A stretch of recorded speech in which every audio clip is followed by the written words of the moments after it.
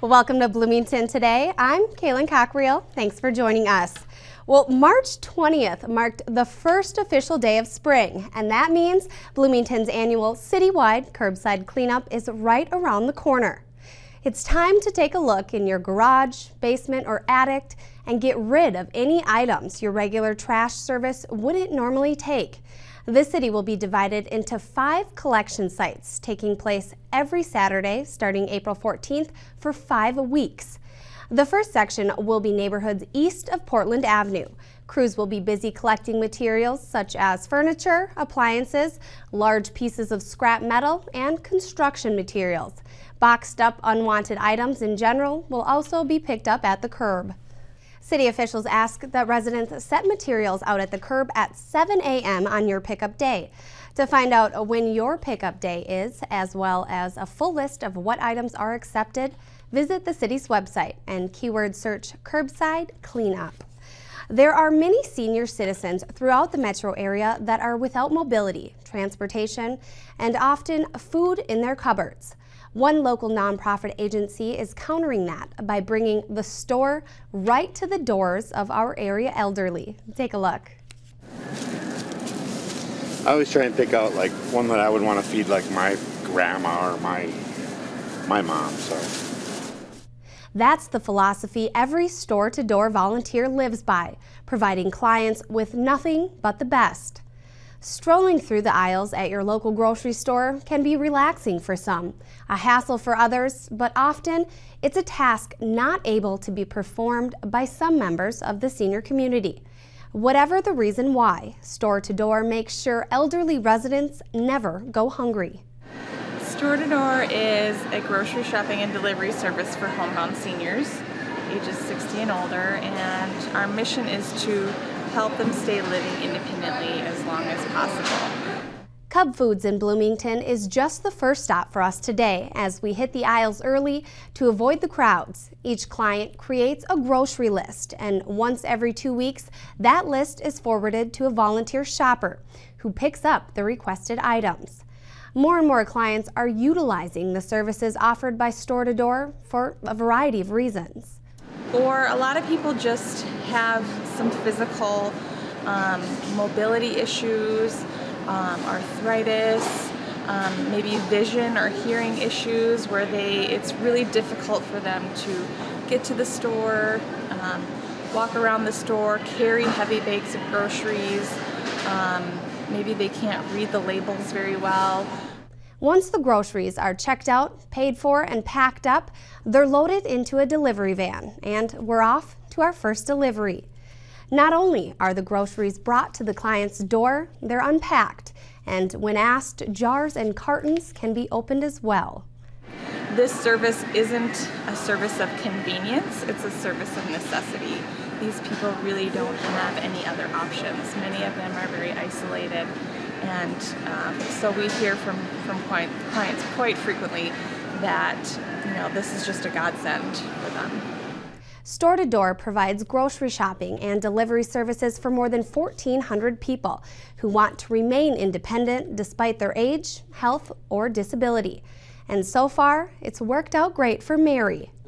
I could maybe get friends to grocery shop, but they have families. They're busy. This way I have a specific schedule when I order and when my delivery comes. That's very helpful.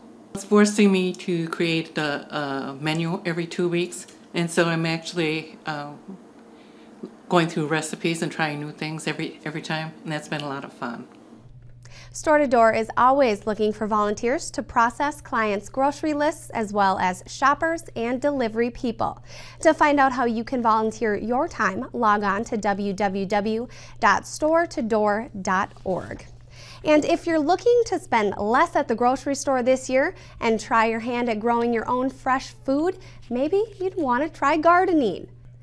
The City of Bloomington has rented 82 gardening plots at 2 community garden locations. There were 28 plots at Harrison Park already rented out and 54 plots at Smith Park. Last year, Parks and Recreation answered the demand for more plots. We actually have had a garden at Smith Park for many years. We've had a community garden there, and it had 36 plots. It had been consistently selling out early in the season, so we decided to add additional spots or plots at that site. There's 18 more, and then we added a second site at Harrison Park, near the Civic Plaza building, and there are 28 plots there as well.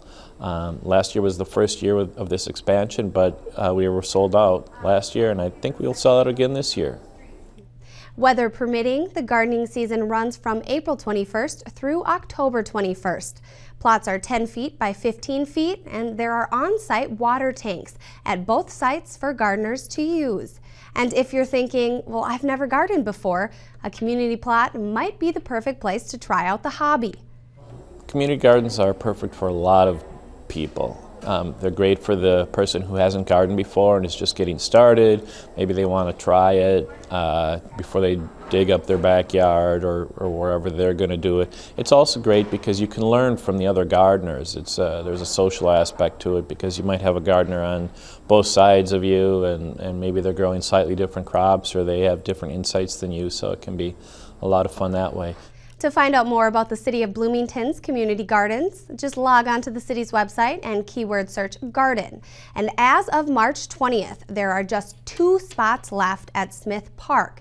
So if you happen to miss this year's opportunity to use the community garden, there's always next year, or there are other community gardens around the area. Drivers in and around the 169 I-494 interchange have been anxiously awaiting the interchange reconstruction completion. Now, MnDOT officials would like to get the word out that the final construction season is underway. Construction activities on the 169 I-494 interchange will soon be in full swing.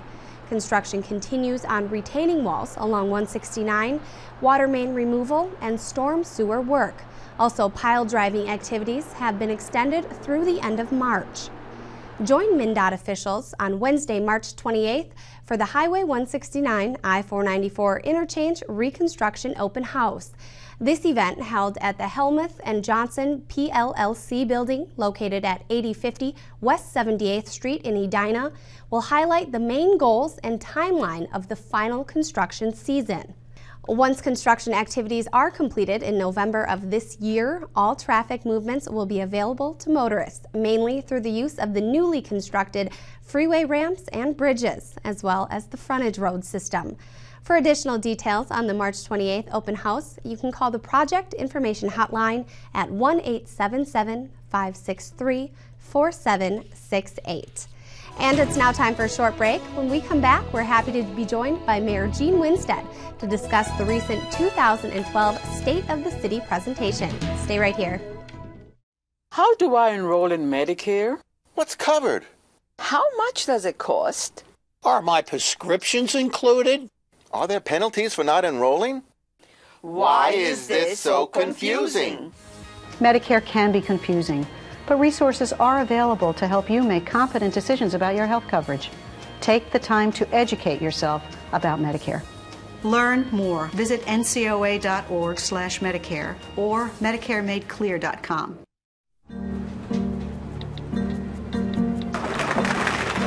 You can't text and pay attention to the world around you, and you definitely can't text and drive. Every year, deaths due to distracted and negligent driving are increasing. In fact, while drunk driving rates have dropped greatly, negligent driving fatalities have skyrocketed. Find out more at negligentdriving.com. Welcome back to Bloomington Today. We're now pleased to be joined by Mayor Gene Winstead. Welcome back to the show, Mayor. Thanks for being here. Always good to be here. Well, you know, Bloomington recently held its State of the City presentation, and that's a yearly event that discusses important issues in Bloomington that happened over the past year, as well as future plans for the city. This year's theme was a healthy, sustainable community. Why don't you tell us a bit about that theme? Well, the theme is really based around what's really important for our community, and really anything we can do to improve and work with people to improve their health and really their length of life, so a healthy, long life is a good thing.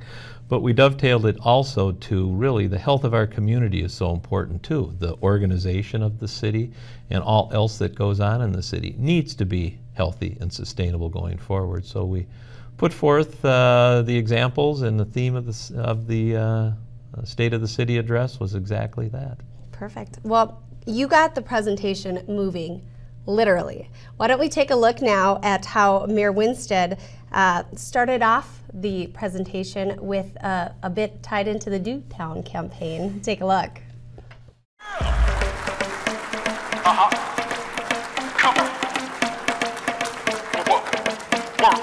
Let me see you move something.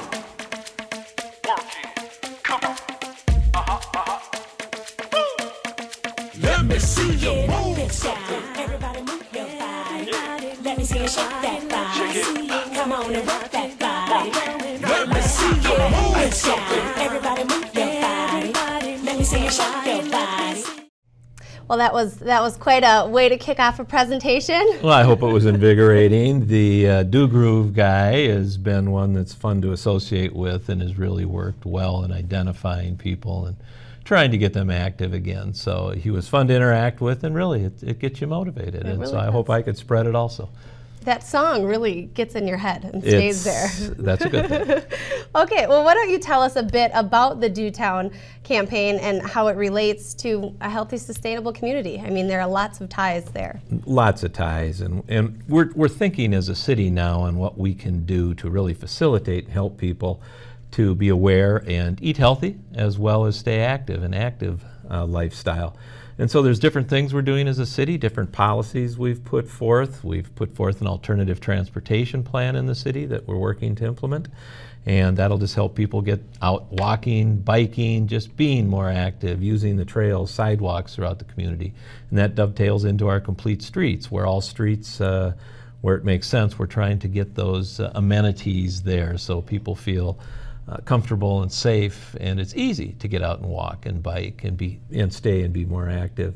Our farmers market has been a great success. A lot of people are getting out during the summer, enjoying the farmers market, but all in all, they're purchasing and they're buying healthier foods, and so that's a big part of the campaign. We've been working to grow and build community gardens throughout the city. Some of them are city, some of them are sponsored by some of the faith-based communities, some of the different churches, but those are really coming online. So these are just kind of examples of what's going on. Our schools have become involved in trying to get the students a little bit more of a healthier diet as well as more activity.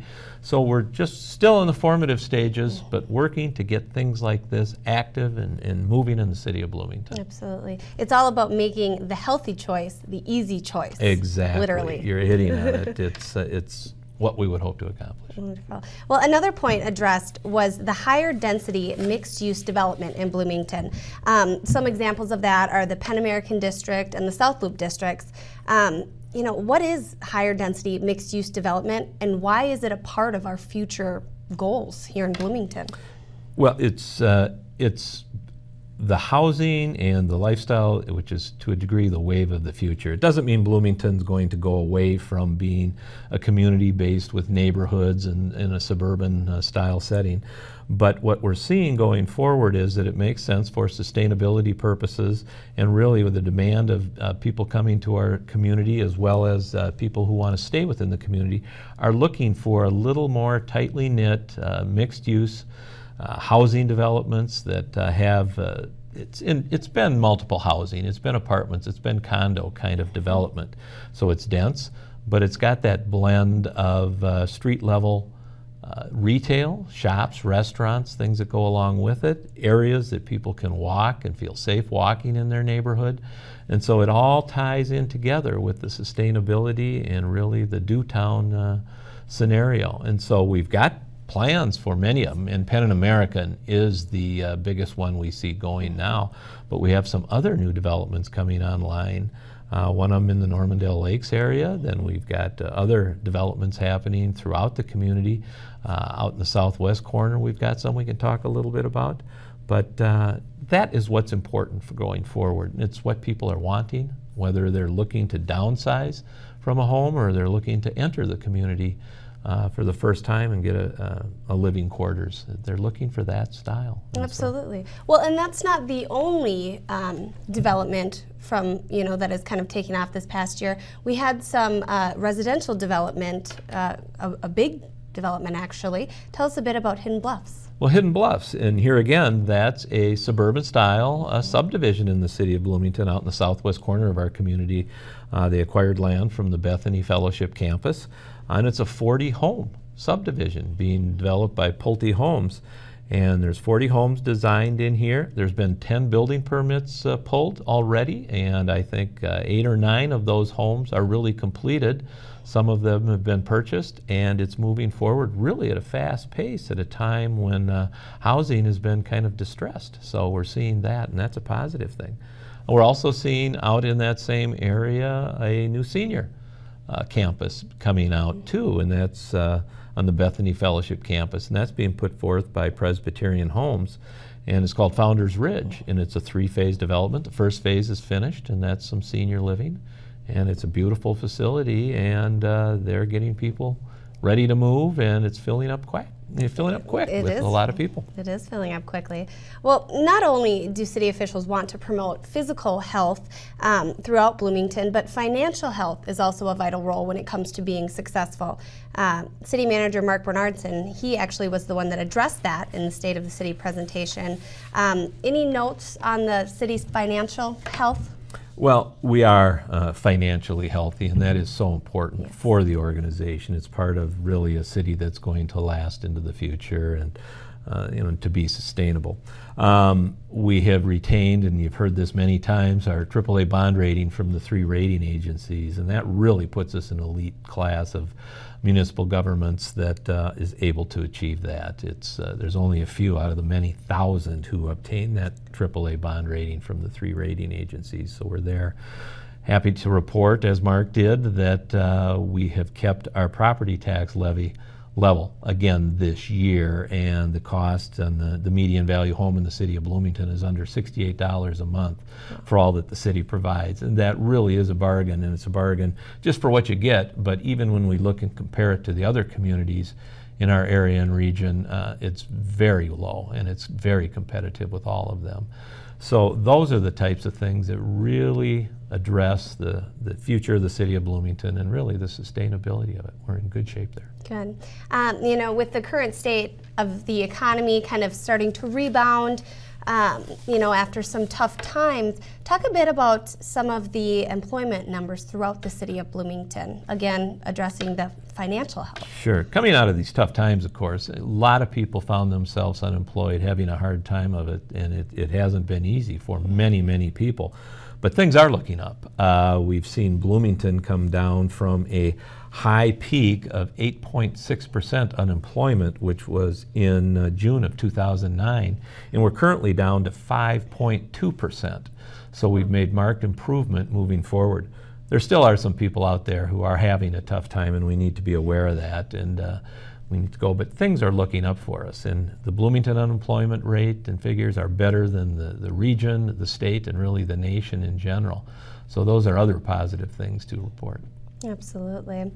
Well, the 2012 State of the City presentation will be available in its entirety on the Bloomington Channel 14. It's also up on YouTube right now. We'd like to thank Mayor Winstead for being here with us today. It's now time for a short break. We'll be right back. My limit is 2, and I always make sure to eat something. If I'm out for several hours, my limit is 3. I know my limit is 1. Until I'm 21, my limit is always 0. Alcohol affects people differently, but the legal limit is .08 for everyone over 21. In order to be safe and stay well below the legal limit, it's important to know your limits and know the law. To find out more, go to responsiblelimits.com. Patty, let me be honest with you. Won't filing for Social Security benefits online be confusing? George, it's simple and easy, and you can do it in your pajamas from the comfort of your own home. Oh, my. You've navigated through asteroid belts, right?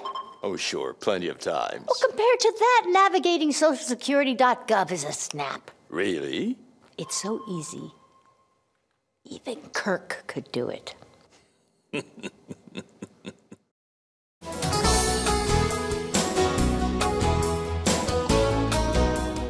Welcome back, everyone. The weather is finally warming and more residents are getting outdoors to enjoy the parks and trails around the city. Soon, one popular trail will be receiving a well-deserved makeover. At the time of filming, there was just a bit of snow left on the ground, but the trail around Normandale Lake isn't being neglected. Whether it's residents walking their dogs, business people taking a stroll on their lunch break, or the avid runner, this trail sees its fair share of users. And in just a few weeks, this heavily used trail will be getting a makeover. A large portion of the existing walking and multi-use trails will be improved, either by crack or fog sealing or reconstruction. Areas in the red indicate trails slated for maintenance. Yellow trails are in good condition and will be left alone. Trails will be widened to 10 feet and reconstructed along their existing place in an effort to save trees and plants along the trail. Trail connections will also be added to allow for easier access. The city is excited to begin work on path improvements in the spring of this year, and that will end sometime in mid-summer. Bloomington has received a Park and Trails Legacy Fund grant that will be used for the trail updates. City engineers say there will be times when segments of the paths are closed to residents. There will be clearly marked detours and signage posted to alert pedestrians and bikers of those temporary changes. The Bloomington Family Aquatic Center will be opening its doors to the public in just a few short months. And recently we were on scene as one popular play item at the Aquatic Center tumbled down, only to be replaced by something bigger and better. The water slide at the Bloomington Family Aquatic Center is always in use on a hot summer day. Kids both young and old flock to it, and soon the slide will be even better. On March 12th, we were on scene as crews prepared to take the 19-year-old slide down. An excavator grabbed, pushed, and yanked away at the slides themselves, the structural tower, the stairway, and the exterior piping holding everything together. A new tower with 2 water slides, stairs, and signage is set to be built starting in early spring. The new design is bigger, better, and significantly safer. Parks and Recreation Supervisor Ann Mozak says design has changed a lot in nearly 2 decades, and it was simply time for an updated slide. All work is set to begin and end before the Bloomington Family Aquatic Center opens for the season on June 9th. And that's all the time we have for today. To get more information on city projects, parks, road construction, and events, visit the city's website. To check out past episodes of Bloomington Today or other city productions, visit Bloomington's YouTube channel, accessible right from the city's homepage. That and so much more is online right now at www.ci.bloomington.mn.us. If Facebook or Twitter isn't your thing, sign up for eSubscribe to have updates sent right to your email or cell phone. This is Bloomington Today, a presentation of the City of Bloomington's Communications Division. I'm Kaylin Cockriel. Thanks so much for joining us.